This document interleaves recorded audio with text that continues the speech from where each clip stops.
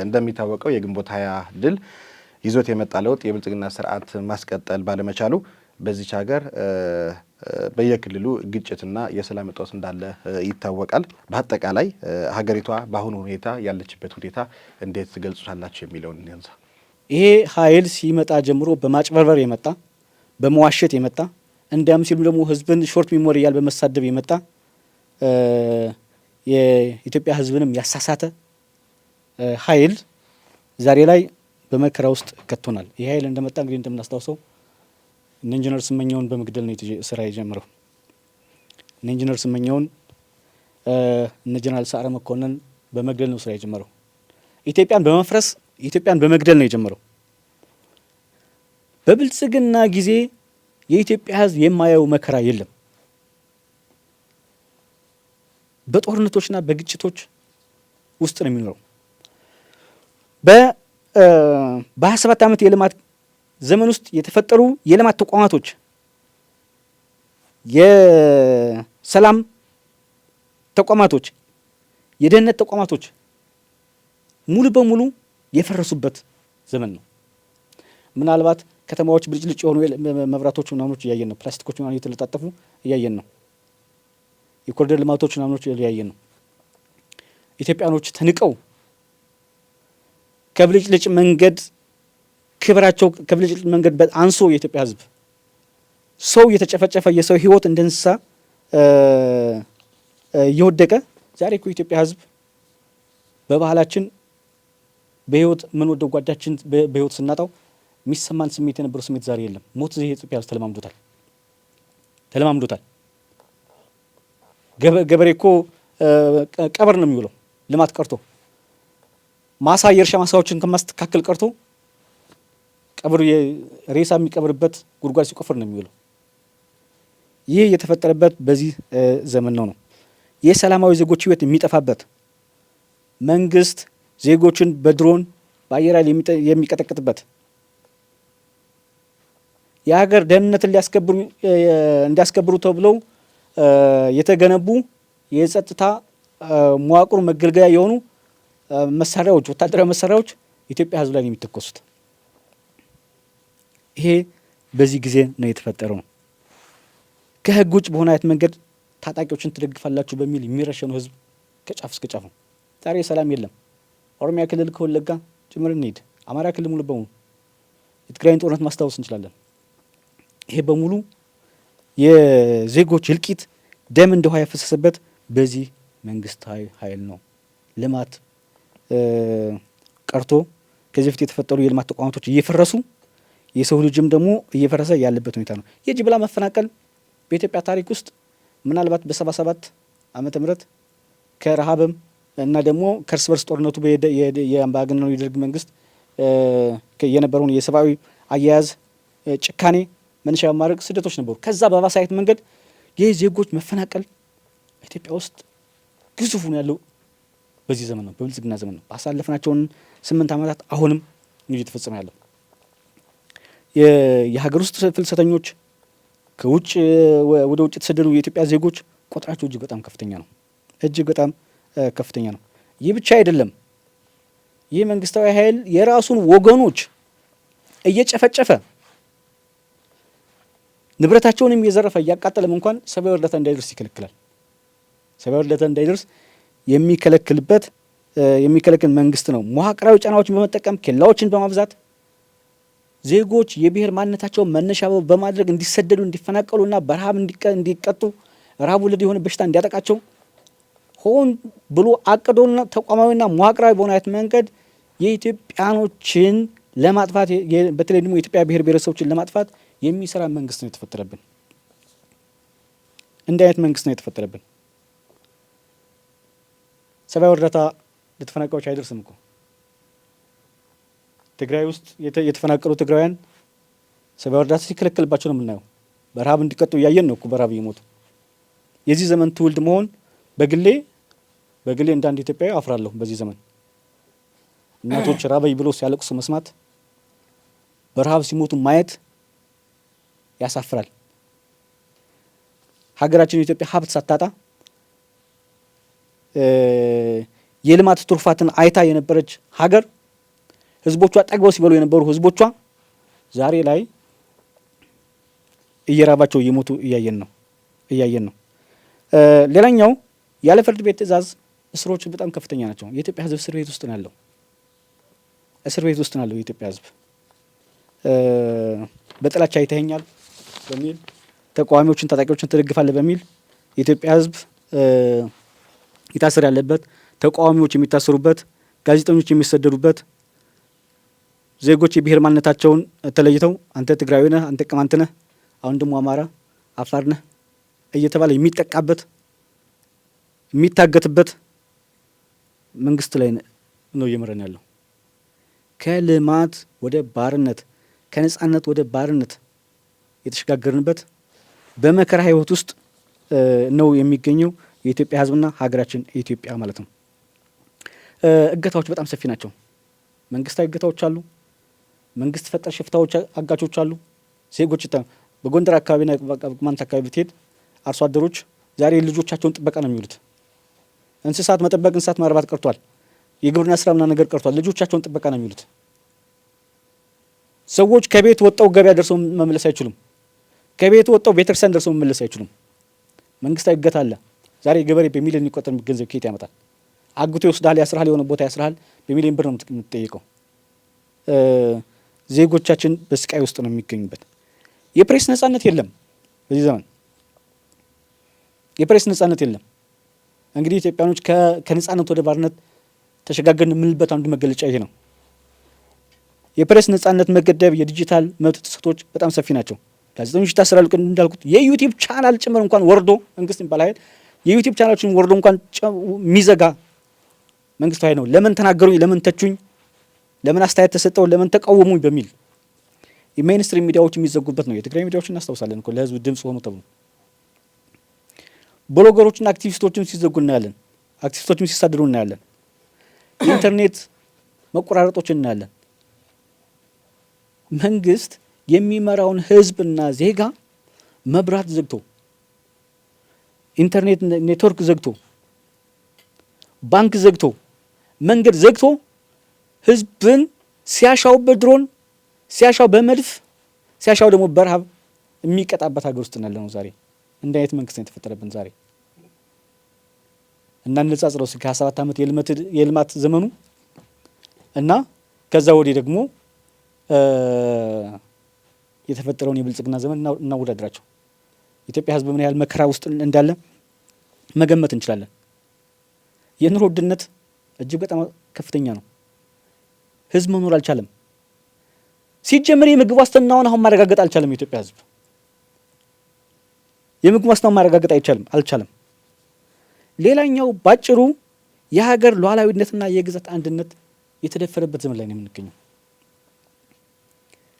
በነገራችን ላይ አሁን እነዚህ በብልጽግና ስም የተሰባሰቡ ኃይሎች ቅድም ወንድሜ ሙልጌታ ሲል እንደነበረው በ17 ዓመት የትልቅ ትግል ፍትሐዊ የሆነ መንግስታዊ ኃይል ተመስርቶ ስለነበረ የግንቦት 20 የድል ውጤት ከሆኑ መካከልና ያን መነሻ ማድረግ የተፈጠረው ስርዓተ መንግስትና የመንግስት ኃይል ፍትሐዊ ሚዛናዊ ስለነበረ ይቅር ባይም ጭምር ስለነበረ ደርግና ደርጋውያንን ምርኮኞችን በማሰባሰብ ወደ ኃላፊነት የሚያመጣቸው ሰዎች ናቸው ዛሬ የተሰባሰቡት በቅንነታቸው እየተወጡ ያሉት። የደርግ ቅሪቶች ናቸው ዛሬ የኢትዮጵያን ህዝብ ይበድሉ ያሉት። ሽብርና ሽብርተኝነትን ትዋጋ የነበረች ሀገር፣ ለጎረቤት ሀገራቶቿ ሰላም መረጋገጥ ምክንያት ትሆን የነበረች ሀገር፣ ለቀጠናው የሰላም ምሰሶ ትሆን የነበረች ሀገር ዛሬ ለጎረቤት ሀገራቶችን ጦስ የሆኑ ሽብርተኞች መፈልፈያ ሀገር ሆናለች። የአጎራባች ሀገራቶችን ሰላም የሚያናጉ ኃይሎች የሚፈልፈሉበት ሀገር ሆናለች። የሱዳን የተቃዋሚ ኃይል የሚያደራጁ ግልጽ የሆነ ነገር ነው። የሶማሊያ ተመሳሳይ ነው። በዚህም በኤርትራም በኩልም ያሉ የኤርትራ ወንድሞቻችንም ዛሬም እንኳን ሰላም ውለን እንዳናድር ከወንድሞቻችን ሰላማዊ ጉርብትና እንዳይኖረን አንዴ አዲስ አበባ ሲደራጁ ያየናቸው ነው። የአጎራቤት ሀገራቶችን ተቃዋሚ ኃይሎችን በማደራጀት የሚታወቅ ኃይል ተፈጥሯል ሀገራችን ውስጥ የሀገራችን ክብር በማይመጥን መልኩ ማለት ነው። ይሄ እየሆነ ነው። ስለዚህ ኢትዮጵያኖች በአሁኑ ሰዓት ኢትዮጵያን ያዋረደ ወራዳ የሆነ መንግስታዊ ኃይል ተፈጥሮብናል። ሀፍረት የለሽ የሆነ መንግስት ተፈጥሮብናል። የኢትዮጵያን ታሪክ የኢትዮጵያን ክብር የማይመጥን ውሸታም፣ አጭበርባሪ የሆነ ሌብነት በሌብነት በ27 ዓመት የልማት ዘመን ውስጥ ኢትዮጵያን የዘረፉ እንደዚህ ያደረጉ ሜቴክ እንትና ምናምን ሲሉ የነበሩ በአንድ የበጀት ዓመት በ2018 የበጀት ዓመት ውስጥ የተዘረፈ ዘረፋ ቅርብ ጊዜ የኢትዮጵያ ፌዴራል ፖሊስ ያወጣውን እንትን ሪፖርት ማስታወስ እንችላለን። ዘራፊ የሆነ ኃይል የተሰባሰበበት እኮ ነው። የጤና ተቋማት፣ የትምህርት ተቋማት በ27 ዓመት የልማት ዘመን ውስጥ የኢትዮጵያኖችን ኑሮ ለማሻሻል የተፈጠሩ የማህበራዊ አገልግሎት ሰጪ ተቋማቶች እኮ ዛሬ ወታደራዊ ካምፖች ናቸው፣ እስር ቤቶች ናቸው። የኢትዮጵያ ሕዝብ ጤና ጣቢያ ጤና ኬላ ጋር ሄዶ አይታከምም እኮ ወታደራዊ ካምፕ ነው። ትምህርት ቤቶች ህጻናት ትምህርት ቤት አይሄዱም እኮ ወታደራዊ ካምፕ ነው። ልጆች ወደ ትምህርት ቤት ሲሄዱ እኮ ታፍሰው ወደ ማሰልጠኝ የሚወሰዱበት ጊዜ ነው ያለው። ለኢትዮጵያ ሕዝብ ሰላም ናፍቆታል። ሞት እንደተለማመደበት ልማት አይታሰብም እኮ። የት ነው ልማት ያየ ነው? የት ጋር ነው ፕሮጀክቶች ያየ ነው? የት ጋር ነው? ምን አየን? የተሰሩ ቀርቶ አይደለም የታሰቡ ፕሮጀክቶችን እኮ አላየንም። ዜጎች በመድኃኒት እጦት የሚሞቱበትን ሁኔታ ተፈጥሯል ማለት ነው። ስለዚህ የራሱን ዜጋ የሚጨፈጭፍ መንግስት ነው የተፈጠረብን። ኢትዮጵያ አሁን ለኢትዮጵያ ህዝቦች እስር ቤት ሆናለች። አንድ መንግስት ነኝ የሚል አካል ህገ መንግስቱን ካከበረና ህግን ካከበረ ሀገሪቱን ትረጋጋለች፣ ተጠያቂነትና ግልጽነትም ይሰፍናል፣ ሀገሪቱም ሰላም ትሆናለች። ለዚህ ሁሉ ችግር የዳረገን ግን የኢትዮጵያ ፌዴራላዊ ህገ መንግስት ባለመተግበሩና ህጉ በተግባር ባለመዋሉ የሚል እምነት አለን። ምክንያቱ አሁን ከኢህአዴግ በነበረበት ሰዓት ስልጣን ከታች ወደ ላይ ነው እንጂ ከላይ ወደ ታች አልነበረም። አሁን የምናየው ያለው ነው የብልጽግና ስርዓት ግን ስልጣን ከላይ እንጂ ወደ ከታች አይጀምርም። ስለዚህ ይሄ ከፍተኛ ህዝቦች የስልጣኑ ባለቤት አይደሉም። ያሁኑ ጊዜ ስልጣኑ ባለቤት አንድ ግለሰቦች ናቸው ያሉት። የብልጽግና አሽከሮችና ግለሰቦች ናቸው የስልጣኑ ባለቤት ያሉት። የሚሾሙት እነሱ ናቸው፣ የሚሽሩት እነሱ ናቸው። የሚፈልጉት ይሾማሉ፣ የሚፈልጉት ይሽራሉ። ስለዚህ የኢትዮጵያ አጠቃላይ ችግር ፌዴራላዊ ስርዓቱን ህገ መንግስቱ ያጸደቀውን ህግ ተከትለን ስራ ቢሰራ ኑሮ አሁን እቺ አገር እዚህ ደረጃ ላይ አትደርስም ነበር። ስለዚህ ህገ መንግስቱ ስለተጣሰ ነው ለዚህ ሁሉ ችግር እየተዳረግን ያለ ነው የሚል እምነት አለን። በተለያዩ ጊዜ እኮ እቺ አገር የራሷን ሉዓላዊነት አስጠብቃ የሌላ አገር ሉዓላዊነት ትጠብቅ ነበረ። አሁን ግን የራሷን ሉዓላዊነት መጠበቅ ትታ በሌላ አገር ውስጥ ጣልቃ እየገባች ነው። በሱዳን አሁን ተደጋጋሚ የዱራን ጥቃት ተፈጽሞብኛል ብሎ የሱዳን መንግስት እየከሰሰ ነው። እኛ በሱዳን ጦርነት ምን አገባን?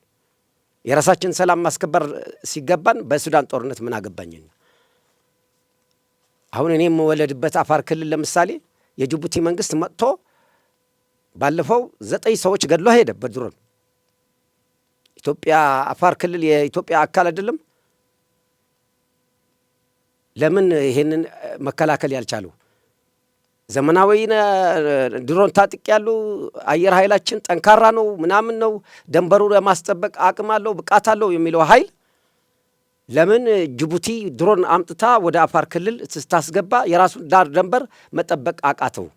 ስለዚህ ይሄ ሁሉ የሚመጣ ያለው ይሄ ኃይል ተወደደም ተጠላም ኢትዮጵያን ለማፍረስ የመጣ ኃይል ነው። ስለ ኢትዮጵያ ደንታ ቢስ የሆነ ኃይል ነው። ኢትዮጵያ ስትደፈር፣ ኢትዮጵያ ስትወረር ምንም አይነት ድምፅ የማያሰማ መንግስት አይደለም፣ ወመኔ ነው፣ ወንበዴ ነው። ስለዚህ ኢትዮጵያ በታሪኳ አይቷ የማታውቀው ሰው በህይወቱ ከነ ህይወቱ በእሳት የሚጠበስበት ወቅት እኮ ያለ ነው። ሰው ተዘቅዝቆ በመኪና የሚጎተትበት ጊዜ እኮ ነው ያለ ነው። ከቤትህ ሰላም ወጥቼ ልመለስ ነው ብለህ ወጥተህ ማን እንደሚያፍንህ ማን እንደሚያግትህ ሳይታወቅ ህይወትህ በከንቱ የሚቀርበት ሰዓት ነው ያለ ነው። ኢትዮጵያ እንኳን የሌላ ሰላም አገር ለማስጠበቅ የራሷን ሰላም ማስጠበቅም አቁታታል። የዚህ ሁሉ ምንጭ ደግሞ ህገ መንግስቲ ባለመከበሩ ነው። ህዝቦች የራሳችን እድል በራሳችን እንወስን እያሉ ነው። አይ እኛ እነህን የምንወስንልህ የሚል ኃይል ደግሞ ብልጽግና ተብየው ተፈጥሯል። አማራው ክልል ያለው ያ ጦርነት ነው። ትግራይ ውስጥ የተደረገው ራሴን በራሴ ላስተዳድር፣ እኔ የምፈልገው ምርጫ ላድርግ፣ የምፈልገው መንግስት ልምረጥ ስላለ ብቻ ነው ጦርነት የተደረገው። ስለዚህ ይሄ ኃይል ኢትዮጵያን ከድጡ ወደ ማጡ እያስገባት ህዝቦቿም በሰላም ወጥቶ በሰላም እንዳይገቡ እያደረገ ዛሬ ልጇ ወደ ትምህርት ቤት ሲሄድ እኮ በሰላም ይመለስ ይሆን ወይ ምን ያገኘው ይሆን እያለች የምትጸልይ እናት እኮ ነው ያለችው። ስለዚህ የሁሉ ምንጩ ህግ ስለተጣሰ ነው። ፌዴራላዊ ስርዓቱ ተንዶ፣ ህገ መንግስት ስርዓቱ ተንዶ የአንድ ግለሰብና የግለሰቦች ስርዓት ነው ኢትዮጵያ ውስጥ ያለው። ሲፈልግ ሂድ ቦምብ ጣል ይላል፣ ሲፈልግ ሂድ እዛ ያለው ረሽ ነው ይላል። ቅርብ ጊዜ እኮ አዲስ አበባ ታስታውሱ እንደሆነ በሚዲያ ሲሽከረከር የነበረው በጠራራ ፀሐይ እኮ ፖሊስ ለአንድ የደቡብ ህዝቦች ወንድማችን እኮ ገለዋል ፖሊስ። በምን ምክንያት እንደሆነ ግን አይገለጽም። አንድ ሰው እኮ ከዚህ በፊት 27 ዓመት እኮ የሆነ ሰው ስህተት ሲፈጸም እኮ እንደዚህ ስህተት ተፈጽሞ ነበር፣ ስህተት የፈጸሙ አካላት በቁጥጥር ስር አውለን ምርመራ እያጣራን ነው ተብሎ ለኢትዮጵያ ህዝብ ሲገለጽ ነበር። አሁን ግን ይገደላል። ገዳዩ ማን ነው? አሁን ቀድሞ ወንድሜ እንዳለው እነ ሰዓር መኮንንና እነ ማነው ኢንጂነር ስመኘው ገዳዮች እኮ ለፍርድ ቀርበዋል አልቀረቡም? እንዴት ነው? ምንም የተገለጸ ነገር የለም። ስለዚህ ሀገሪቱ በጣም በትልቅ ችግር ነው ያለችው። ይሄ ትልቅ ችግር የመጣው ደግሞ ህገ መንግስትን ካለማክበርና በሁለት መካከል ነው። ህዝቦቹ ራሳችን በራሳችን እናስተዳድር፣ የራሳችን እድል በራሳችን እንወስን ሲሉ የራሳችሁ እድል በራሳችሁ አትወስኑም የሚል ኃይል ከላይ አለ። ስለዚህ ይሄ ሁለቱ ኃይል ደግሞ አይስማማም። ስለማይስማማ አሁኑኑ ተባብረን ካላቆምነው በስተቀር ይሄ ኃይል ወደፊትም ሞቱም ይቀጥላል፣ ስቃዩም ይቀጥላል። ይሄ ኃይል እስካለ ድረስ ጦርነቱም ይቀጥላል፣ ህዝቦቹም ያልቃሉ።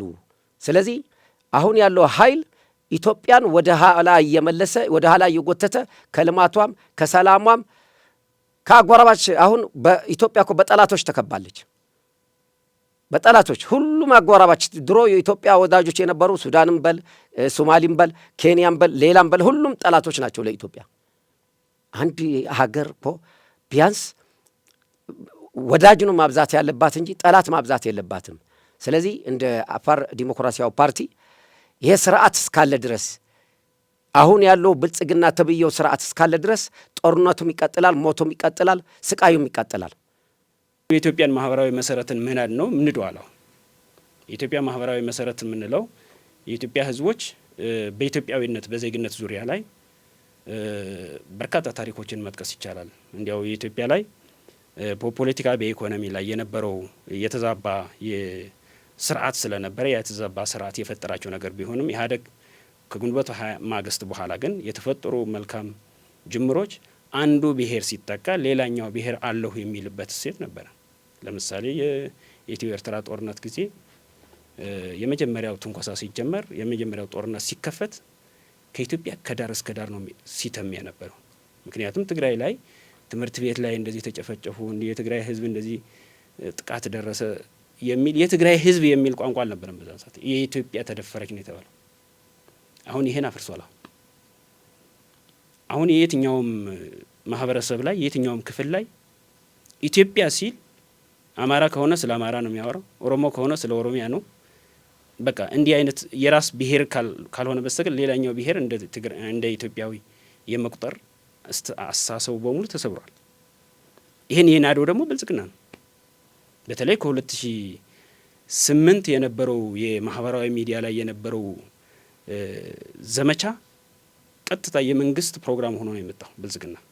ስለዚህ እነ ቄሮና ምናምን የመሰረቱ ያለው ቄሮ አልመሰረተው አመጽ ላይ የአመጽ እንቅስቃሴ ስሞች ነው የነበሩት። በኋላ ኦሮማራ የሚል መስርተናል፣ በርካታ ነገሮች አሳልፈን።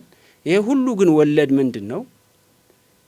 አጠቃላይ ኢትዮጵያ ላይ የግጭት መነሻዎች የሚሆኑ የግጭቱ መቋጫ እንዳያገኙ የሚደረገው ቀጥታ መንግስት የፈጠራቸው ፕሮጀክቶች ስለሆኑ ነው።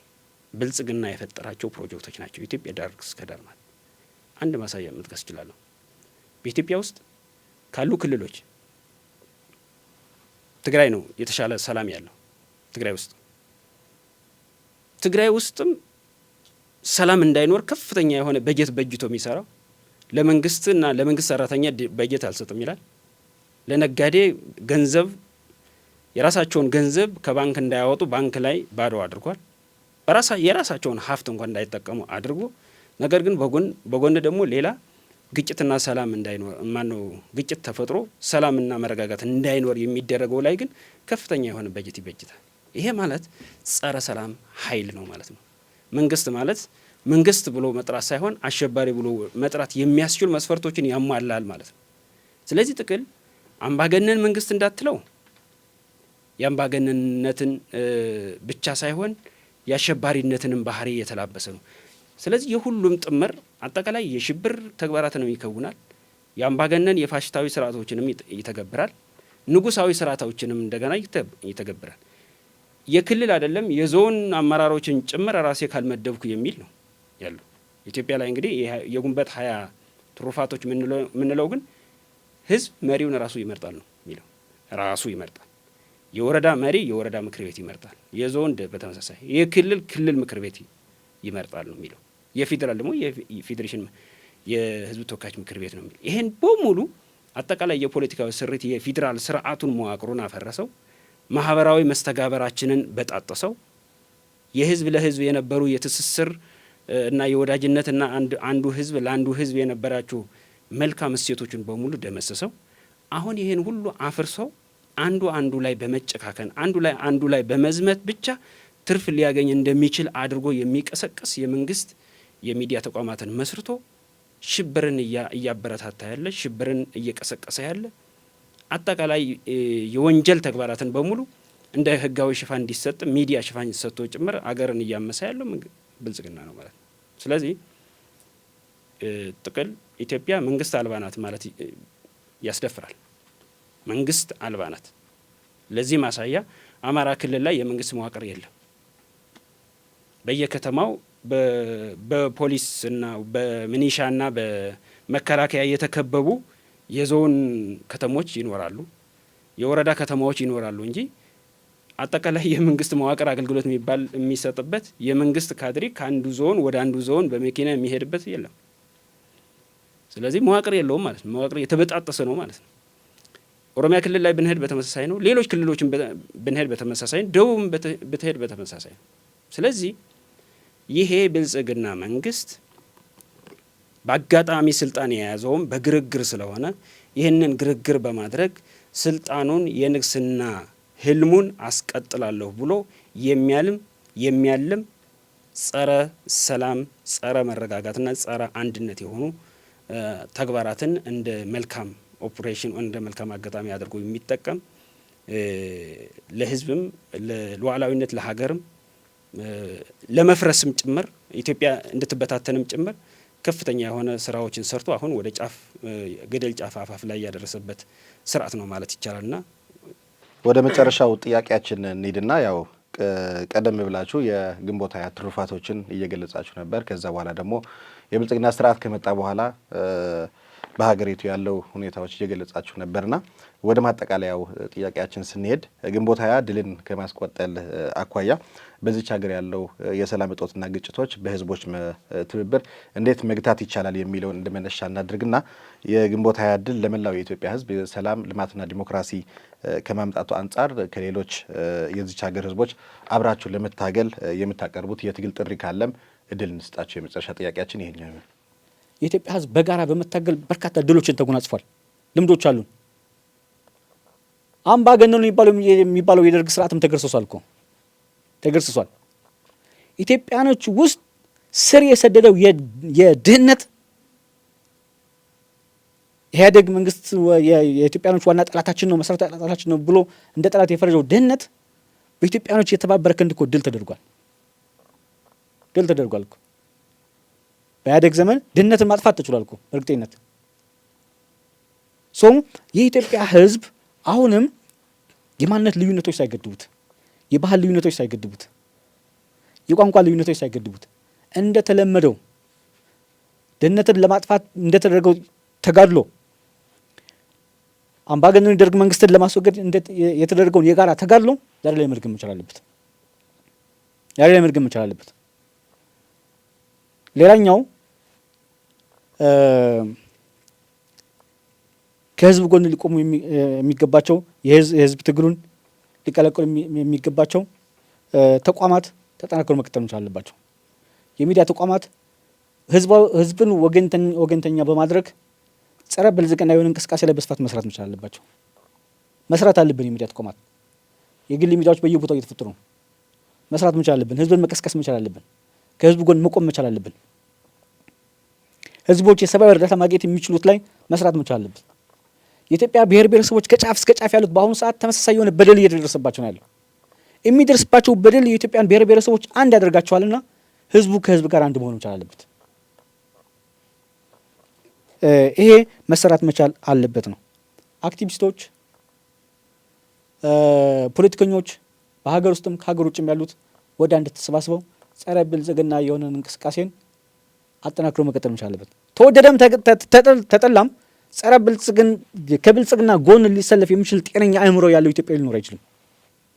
በሚዲያው ረገድ ያለ ምናልባትም ብልጽግና ራሱ የፈጠረው የሚዲያ ሰራዊት ካልሆነ በስተቀር፣ በአክቲቪዝም ቦታ ያለ ምናልባትም ራሱ ብልጽግና የፈጠረው አክቲቪስት ካልሆነ በስተቀር፣ በፖለቲካ መድረክ ውስጥ ያለ ምናልባት ብልጽግና የፈጠረው ካልሆነ በስተቀር ጤናማ የሆነ ኢትዮጵያዊ እዚህ ኃይል ጋር ሊሰለፍ ሊተባበር ይችላል የሚል እምነት የለኝም። ነገር ግን የተናጠል ትግሎችን በየቦታው ሆነን የተናጠል ትግሎች ቆመው በአንድ ላይ መሰለፍ መቻል አለብን። ይሄ የታሪክ አደራም የዚህ ዘመን ትውልዶች የታሪክ አደራም አለብን ብዬ አምናለሁ። ሌላኛው የብልጽግና መሳሪያ የሆነው ከህዝብ ከኢትዮጵያ ብሔር ብሔረሰቦች የተፈጠረው መከላከያ ሰራዊት በደንብ ማየት መቻል አለበት። በእርግጥ የመከላከያ ሰራዊት ስብዕና የለውም፣ ቁመና የለውም። ዛሬ ላይ እናቶች በሚዲያ እንደሰማኸው እናቶች የልጃቸውን መሰዋት ከታጣቂዎች ነው የሚሰሙት፣ በጎንዮሽ ነው የሚሰሙት። እናቶች ገዛ ጋር ይጮኻሉ። እኔ ለኢትዮጵያ እናቶች ግን መልእክት አለኝ። ልጆቻቸውን ወደ ኢትዮጵያ የብልጽግና የጸጥታ መዋቅር ውስጥ ልጆቻቸውን ሲልኩ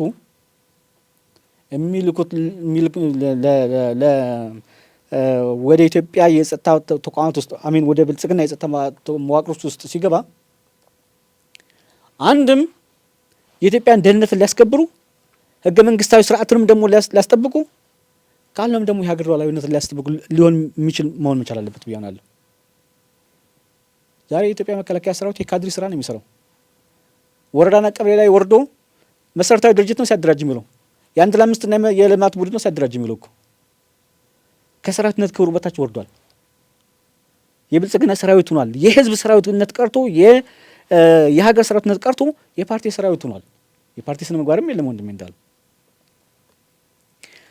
ስለዚህ የኢትዮጵያ በመከላከያ ውስጥ የሚገቡ በኢትዮጵያኖች አካላቸውን ሲከፍሉ ሲሰዉ ህገ መንግስታዊ ስርዓትን የህዝብ ሉዓላዊነትን ለማስከበር ማለት እየተሰዉ ያሉት ወይም ደግሞ የሀገር ሉዓላዊነትን ለማስከበር ዳር ድንበር ለማስከበር ማለት እየተሰዉ ያሉት የአህያ ውድቂያ እንደሚባለው በባህላዊ አነጋገር የአህያ ወዳደቅ እንደሚባለው ከንቱ የሆነ ሞት እየሞቱ ነው። በዚህ ተቋም ውስጥ ያሉ የኢትዮጵያ ልጆች የታጠቁትን ትጥቅም ጭምር ይዘው ወደ ህዝባቸው መሆን አለባቸው። ከንቱ ሞት መሞት የለባቸውም እላለሁ። ጎንደር ላይ መጦ ሊሰዋ የሚችል ኢትዮጵያዊ ጎንደር ላይ ያለው ወንድሙን ሊገድል መጦ እንጂ እየተሰዋ ያለው የኢትዮጵያ ሉዓላዊነት ለማስከበር አይደለም። መቀሌ ላይ መጦ የሚሰዋ ኢትዮጵያዊ የመቀሌ ወንድሙን ሊገድል መጦ እንጂ የኢትዮጵያን ክብር ሊያስጠበቅ የኢትዮጵያን ጠላቶች ሊወጋ አይደለም። ስለዚህ በዚህ በመከላከያ ተቋም ውስጥ ያሉ የኢትዮጵያን ወንድሞቻችን ቆም ብለው እንዲያስቡ፣ ወደ ህዝባቸው እንዲመለሱ፣ ልቦናቸው እንዲስተካከል ጥሬን ማስተላለፍ እፈልጋለሁ። ከዚህ ውጭ ግን እንደ ቅማንት ህዝብ እና እንደ ቅማንት ዲሞክራሲያዊ ንቅናቄ ይህ ኃይል ከኢትዮጵያ ጫንቃ እስካልተወገደ ድረስ ነጻነት የሚባል ነገር የለም። በህልውና አደጋ ውስጥ ያለነው ብለን ስለምናምን ከየትኛውም ኢትዮጵያ ውስጥ ካሉ ወገኖች ወንድሞቻችን ጋር በሙሉ ጸረ ብልጽግና በሆነ አይነት መንገድ ከሚንቀሳቀሱ ኃይሎች ሙሉ በሙሉ የትኛውንም አይነት ትብብርና የትኛውን አይነት መደጋገፍ አድርገን ለመታገል ዝግጆች ነን። ዝግጅቱ እንላለው አጭሩ ይቀር። የአፋር ህዝብም ይበቃናል ብሎ መነሳት አለበት። የኢትዮጵያ ህዝብም ይበቃናል ብሎ መነሳት አለበት። ስንት ጊዜ ነው ሞት? ሰዎች ያደጉት ሰዎች ነዳጅ ተጨምሮ ብሎ ሰላማዊ ሰልፍ ይወጣሉ። እኛ ደግሞ ስንገደል ክስክስታ እንመታለን። ለምን? ይሄ መብቃት አለበት። ስለዚህ የኢትዮጵያ ህዝብ፣ የፖለቲካ ፓርቲዎች፣ ሊቃኖች አንድ ላይ ተባብሮ በሃይማኖት፣ በዘር፣ በቋንቋ፣ በፖለቲካ ሳንለያይ ጠላታችን አንድ ብልጽግና ነው ብለን አንድ ላይ ተባብረን መታገል አለብን። ስለዚህ ይሄ ካላደረግን አንዳንድ ጊዜ ችግር የሚመጣው እኔ ከዚህ በፊትም ተናግሬያለሁ። በትግራይ ላይ የደረሰው ጆኖሳይድ ነው ቢባል ኑሮ እኮ አሁን በአማራ ላይ አይደርስም ነበር። አሁን በኦሮሞ ላይ አይደርስም ነበር። በቅማንት ህዝባችን ላይ ግፍ እየደረሰ ነው። ስለዚህ በቅማንት ላይ የሚደርሰው ግፍ የትግራይ ስቃይ ነው፣ የአፋር ስቃይ ነው ብለን ካሰብን ትብብራችን ይቀጥላል። ስለዚህ አሁንም በአማራ ላይ፣ በኦሮሞ ላይ፣ እንደገና በትግራይ ላይ ደግሞ ጥይት እንኳ ባይተኮስ ከጥይት የባሰ ተፈናቃይ ህዝባችን በረሃብ እየሞተ ነው፣ በጅብ እየሞተ ነው። ስለዚህ ከማንኛውም የኢትዮጵያ ፖለቲካ ፓርቲዎችና ሊቃን የአፋር ዲሞክራሲያዊ ፓርቲ ከነሱ ይሄንን ስርዓት ለመጣል ከማንኛውም ፓርቲ ጋር ተባብረው ለመስራት ዝግጁ መሆኑን በዚህ አጋጣሚ ላረጋግጥ እወዳለሁ። አንድ ብሔር ኢትዮጵያ ነጻ ያወጣል። የሁሉም ብሔሮች የሁሉም ህዝቦች ወኪሎቻቸው ጥብቅና የሚቆሙ የፖለቲካ ኃይሎች ወደ አንድ መድረክ መሰባሰብ ያስፈልጋል። ጥሪ ማድረግ ያስፈልጋል ነው። ለዚህ ደግሞ በብልጽግና በኩል ያው ዘመቻ ይደረግብናል፣ በድሮን ጥቃት ይደርስብናል፣ ሌላም በሚል ስጋት መከራን ልናራዝም ካልሆነ በስተቀር የመጣውን መስዋዕትነት የመጣውን ሁሉ መከራ ችለን ወደ አንድ ጠረጴዛ መተን ግንባር ፈጥረን ትብብር ፈጥረን የጋራ የፖለቲካ አሊያንስ ቢያንስ አንድ ሀገር አለን፣ በአንድ ሀገር ላይ መነጋገር እንችላለን።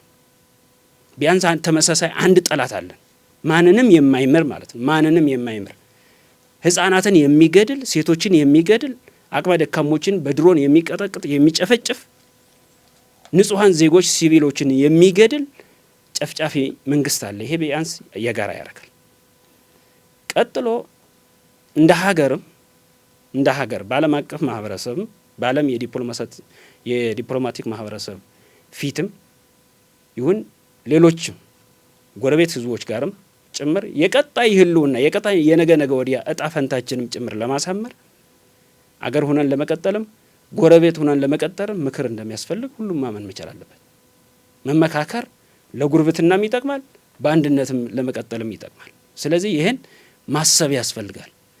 ስንነጋገር በአንድ ኢትዮጵያዊን አንድነት ላይ እንታገል ከተባለ እንዴት ምን አይነት ሀገረ መንግስት ኑሮ ነው ኢትዮጵያ ብሔር ብሔረሰቦችን መብታቸው ተከብሮ ሊኖር የሚችለው? ያየናቸው በፌዴራል ስርዓት አይተናል፣ ምን እንዳስከተለ አይተናል። ከተማርናቸው ተሞክሮች፣ ካሳለፍናቸው መከራዎች፣ ጭፍጨፋዎች ተምረን መገምገም ያስፈልጋል ማለት እነዚህን ከገመገምን ካሳለፍናቸው ግፍና በደሎችን ኦዲት ካደረግን ከነዚህ ተምረን ነገ እንዲህ አይነት ጥፋት ላለመስተናገድ ዋስትና ሊኖረን የሚችል ምን አይነት ስርዓት ቢኖር ነው፣ ምን አይነት መዋቅራዊ አደረጃጀት ብንፈጥር ነው የሚለውን መምከር ያስፈልጋል ማለት ነው።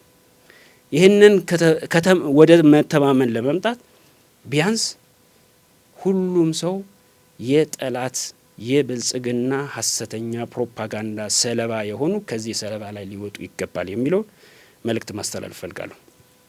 ሌላው የአገው ማህበረሰብ ለሁሉም የኢትዮጵያ ፖለቲካ ኃይሎች እኩል ክብር ይሰጣል። ለሁሉም ብሔር ብሔረሰቦች እኩል ክብር ይሰጣል። ነገር ግን አገው ራሱን በራሱ ማስተዳደር አለበት። እንደ ሌሎች ብሔሮች የፌዴሬሽን አባል መሆን መብቱ ነው ብሎ የሚያምኑ የፖለቲካ ኃይሎችንም የሚሉ ህዝቦችንም እንደ ወንድም ይመለከታል ማለት ነው። በዚህ ዙሪያ ላይ በዚህ አጋጣሚ የትግራይ የፖለቲካ ኃይሎችና የትግራይ መንግስት ህዝብን ማመስገን እንፈልጋለን።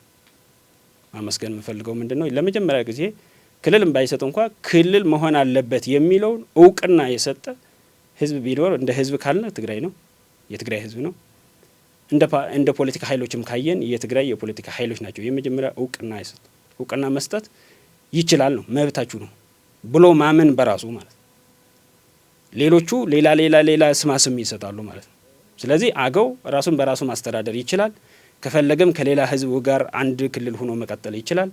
አልችልም ራሴን ልችል ካለም ህገ መንግስታዊ መብቱ ስለሆነ መብት ነው ብሎ እውቅና መስጠት። በዚህ ሌሎችም ብሔሮች ለአገው ህዝብ እውቅና እንዲሰጡ እንፈልጋለን። ክልል መስጠት የሚችለው መንግስት ሲሆን ነው። መንግስት ነው ክልል ሊሰጥ የሚችለው። ክልል መስጠት የሚችለው መንግስታዊ ስልጣን ያለ አካል ነው። ኤንዌይ ግን ለትግሉ እውቅና መስጠት፣ ለብሔርተኝነቱ እውቅና መስጠት፣ የራስን ጉዳይ በራስ የመወሰን የሚለውን መደገፍ በራሱ እንደ ወንድም እንደ አጋር እንመለከተናልና ሌሎች የፖለቲካ ኃይሎችም በዚህ ሂሳብ ከማንኛውም ጋር በጋራ መታገል እንደምንችል ጥሪያችን ማስተላለፍ እንወዳለን።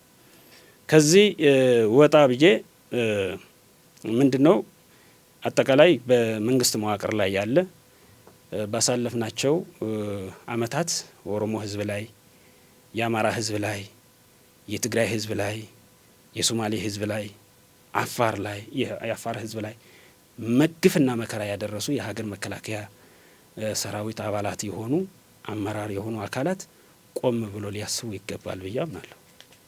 ይሄ ታሪካዊ ስህተት የፈጸሙትን ቢያንስ እንኳ እንደ ንስሐም ቢቆጠርላቸው፣ ቢያንስ እንኳ የህሊና ጸጸትም እንዳይሆናቸው አሁን እንኳ አልመሸምና ከዛ ልትወጡ ይገባል። ከጥፋት ኃይልነት፣ ከቂም በቀልነት የሀገር መከላከያ በግንቦት 20 ትሩፋት በግንቦት 20 ድል ማግስት የሀገር መከላከያ የኢትዮጵያ ህገ መንግስታዊ ስርዓትን በመጠበቅ የዜጎችን ደህንነትና ሉዓላዊነትን በማስከበር ላይ ተልእኮ ላይ ተመስርቶ የተቋቋመ ታላቅ ተቋም የነበረ በዓለም መድረክም ሰላም በማስከበርም የተመሰከረለት የተሸለመ ተቋም ዛሬ እንደ የቀበሌ ምንሻ ሆኖ የሚሰራ ምርጫ ቅስቀሳ ላይ ነው ያለው አሁን መከላከያ የሚባለው። በጣም ያሳፍራል። የኢትዮጵያን መከላከያ ተቋም ያን ያህል በዚህ ዘመን በብልጽግናው ዘመን ነው የተዋረደው። ምርጫ ቅስቀሳ ላይ የሚሳተፍ የሀገር መከላከያ ነው የተገኘው። ከዚህ ጥፋት ከዚህ